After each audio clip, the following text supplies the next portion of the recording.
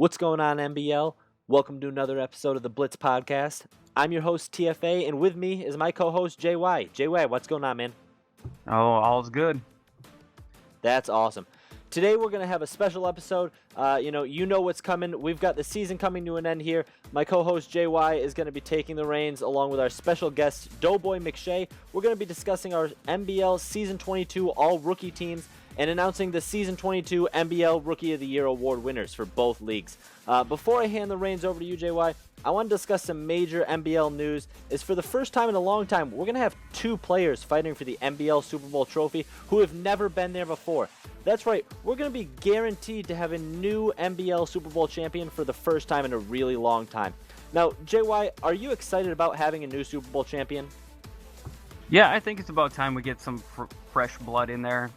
You get tired of seeing banners that keep saying lip, lip, lip, bomber, lip. So it'll be really nice.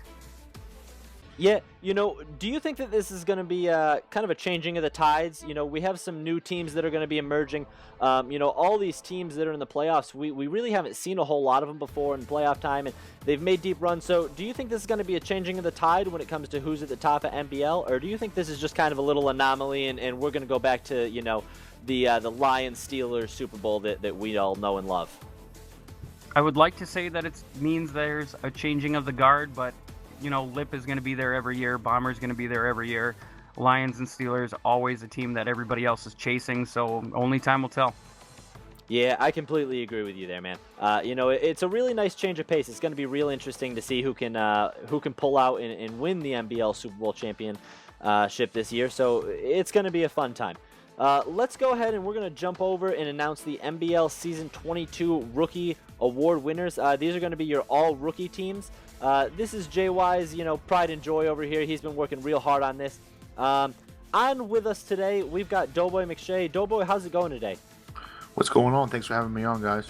Yeah, we're real happy to have you here. We love having you guys on here, you and Gub. You guys are definitely our draft experts. So it's great to have you guys on here and great to have you guys, presenting with us and telling us what you have going on and talking all about the rookies. So let's go ahead. We're going to get started on this all-rookie list. First at quarterback, we're going to have Taylor Tercero from Jacksonville and Kevin Womack from Dallas. Now, I know you guys wanted to touch on these guys a little bit more, so JY, who are you going to talk about here? I'm going to go ahead and take the Jacksonville quarterback here, Taylor Tercero. Obviously, he traded up to get him last year with me, so he's a player that I kind of hold near and dear because this was my pick. But he had a really good season. He was about 122 yards short of actually getting 3,000. He ended up throwing 28 interceptions. He did throw 18 touchdowns. So just a generally good season, but there's actually a quarterback who actually did a little bit better, and I'll let Doe go ahead and take that one over. Well, yeah, I think Kevin Womack was the consensus number one pick coming into the draft. But the Atlanta Falcons, who had that number one pick, decided to take a risky wide receiver. And I just want to get a jab in there that wide receiver is not on this list anywhere to be seen. But Kevin Womack, the Dallas Cowboys traded the whole farm for this player. And he has done pretty well. He's had his ups and downs, but he finished the season with a QBR of 100.9. He had more TDs than interceptions at 21-17. And if everyone's been following, they just made their way to the MBL Super Bowl. The Dallas Cowboys were faced off against the Tennessee Titans, so Kevin Womack's going to get a chance to be a rookie Super Bowl champion. It's going to be really interesting to see how Kevin Womack does. I think it's been a really long time. Correct me if I'm wrong. I don't really think that we've had very many rookie QBs that have ever taken a team to the Super Bowl, much less had a shot to win. So it's going to be really interesting to see how he does. Over at the halfback position on our all-rookie team, we've got Ladarius Purnell from the Giants and Roman Rainey from Carolina. JY, Purnell is a guy who really lit it up this season for the Giants. Let's hear a little bit more about this guy. Purnell is one of those players that comes along every once in a while, but this guy just, he astounded me. I didn't think he was going to do as good as he did. And honestly, at, having 1,300 yards, 13 touchdowns, and quite possibly hands down the rookie of the year, to me at least, it's just hard to go against this guy. Yeah, he had an unbelievable season.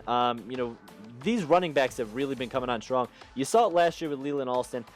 These running backs they're coming out of the draft, they're a lot better than a lot of the talent that we've seen in the past. So, good guy there for Purnell. Good season for him. Doe, what do you have on Roman Rainey? Do you think that this guy's the future of the Panthers franchise? Oh, absolutely. And the surprising thing is the Panthers, when they were heading into the draft, they had a running back. They took Stephen Heath the previous draft, and they were happy with him. And when their pick came up, from my conversations with the owner, they just couldn't pass up. Best player available was Roman Rainey, and he was definitely worth it. They picked him up in the second round, and he's been a huge addition to this team.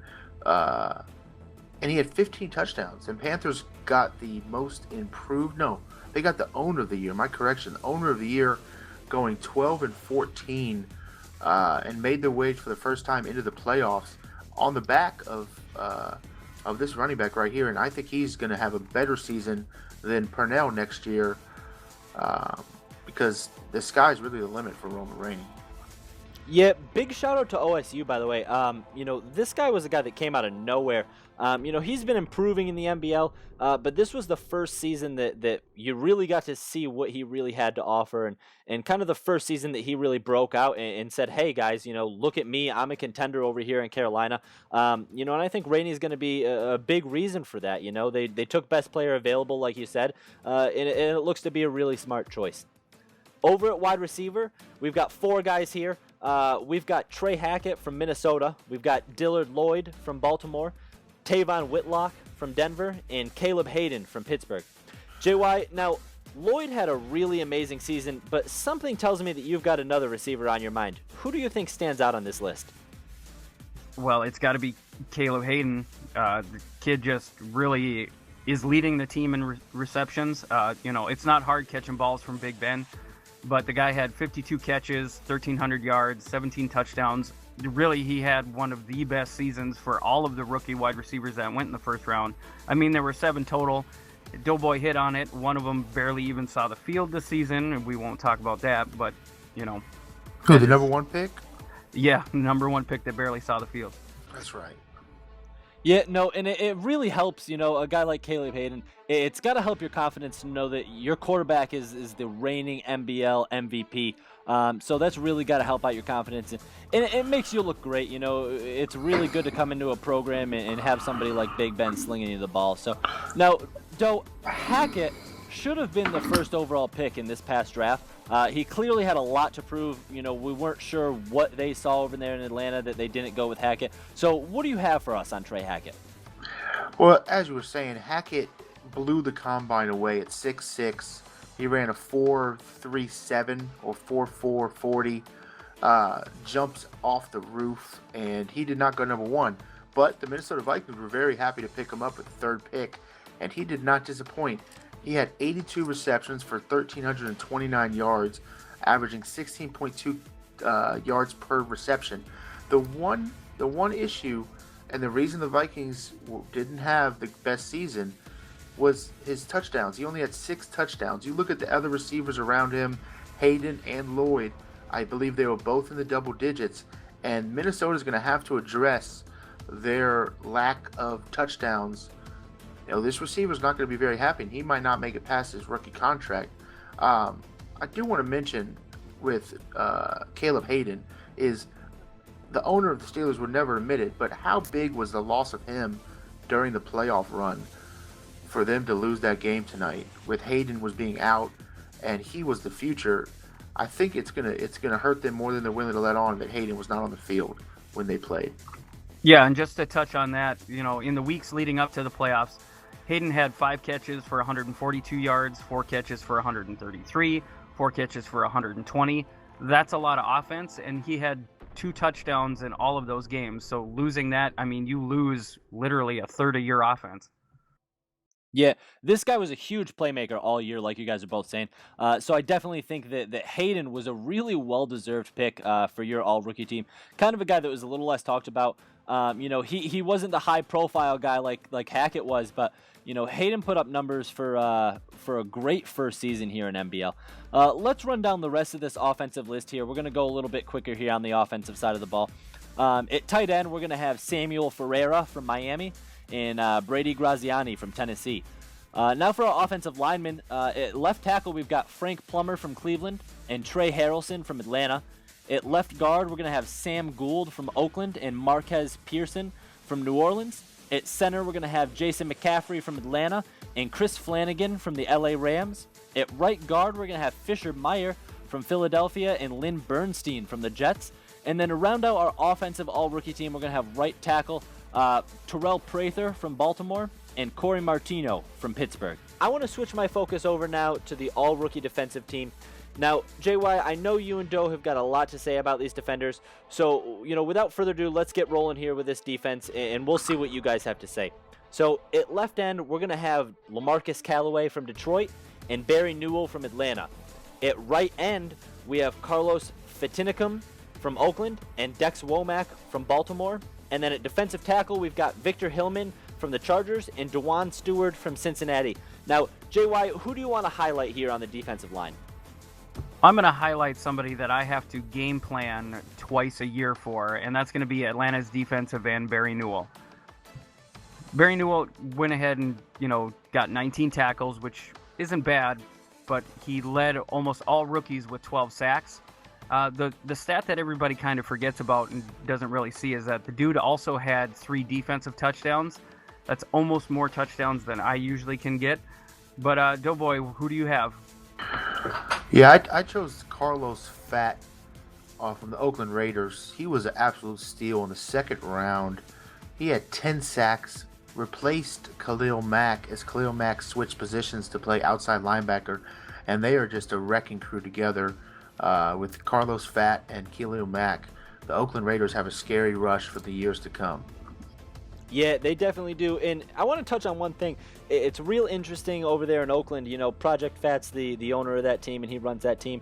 Real interesting that he got a guy called Carlos Fat to come and play right end for him. So, I think that's kind of humorous, and I think that's probably why they picked him. Let's head over to the left outside linebacker spot for the all-defensive rookie team. We've got Jackson Renkart from Indianapolis and Ricky Fender from Seattle.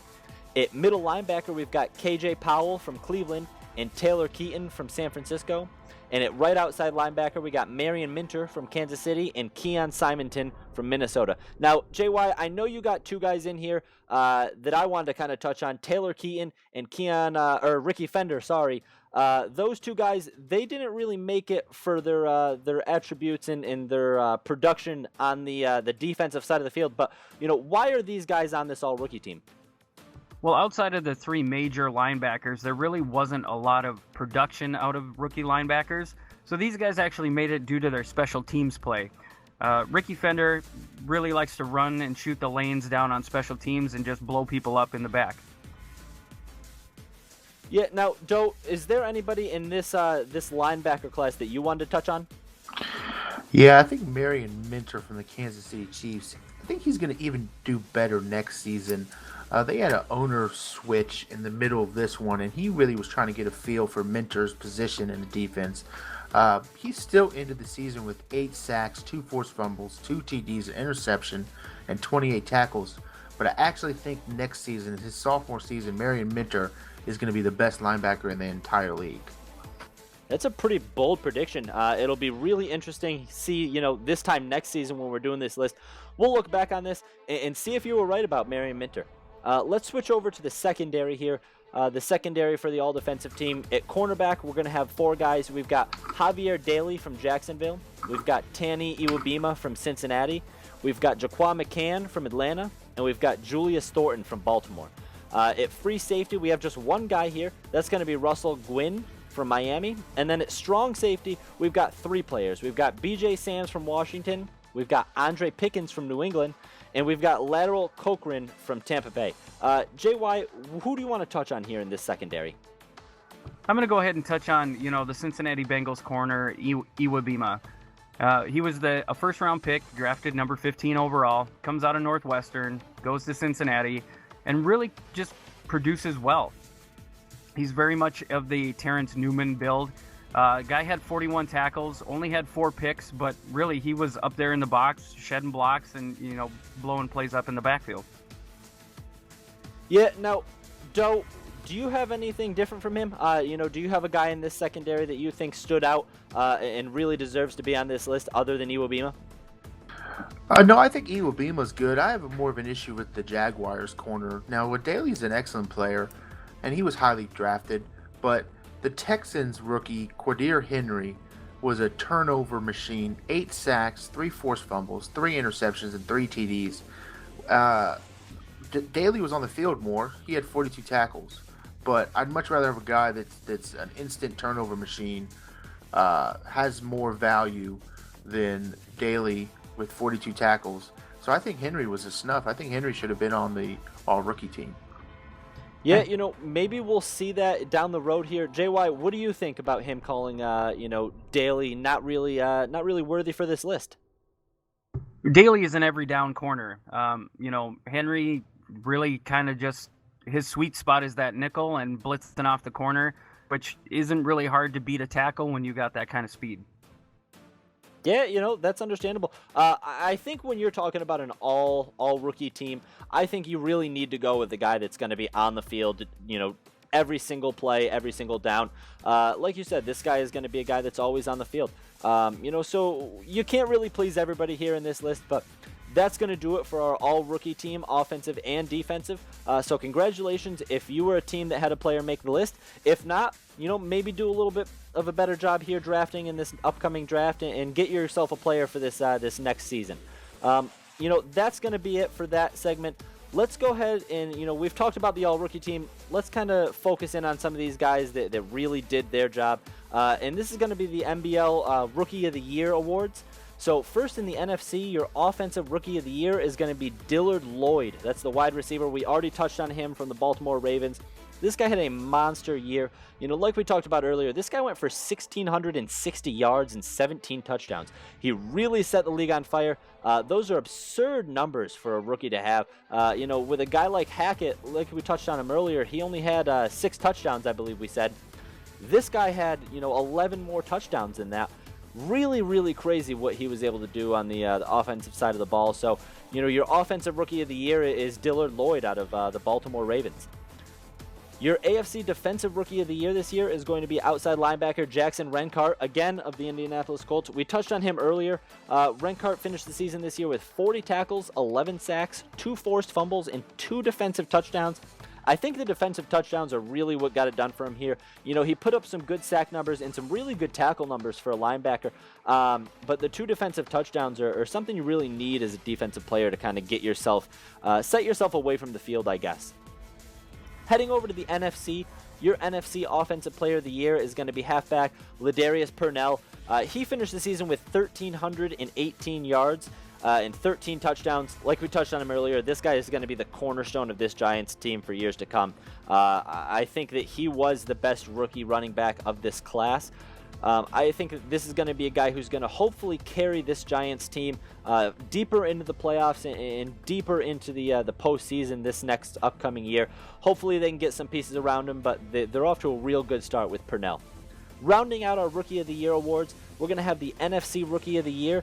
That's going to be Falcons defensive end Barry Newell. Falcons had 3 picks in this previous draft in the first round.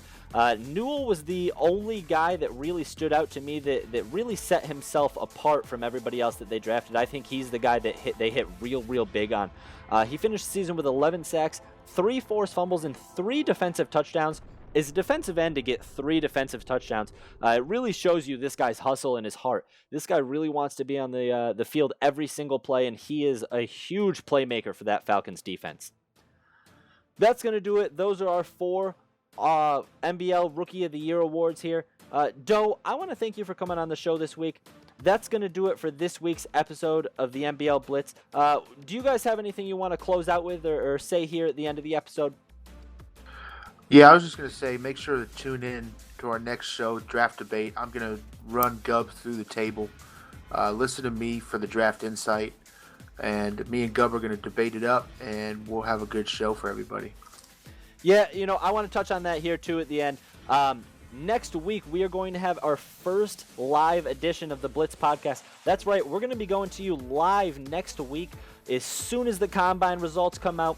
JY, myself, Doughboy, and Gub, we're going to be here for our draft special. We're going to be discussing full mock drafts, everything that has to do with the upcoming draft. So it's really going to be up to you guys to see who you guys want to listen to. Do you guys want to listen to Doe, or do you guys want to listen to Gub? These are our 2 draft experts, so it's going to be a really fun show. We've got a lot of things going for that show, so be sure to tune in. You're not going to want to miss what we have planned for you guys. This show is going to be really awesome. So, again, that's going to do it for this week's episode. Thank you guys for tuning in. As always, I'm your host, TFA.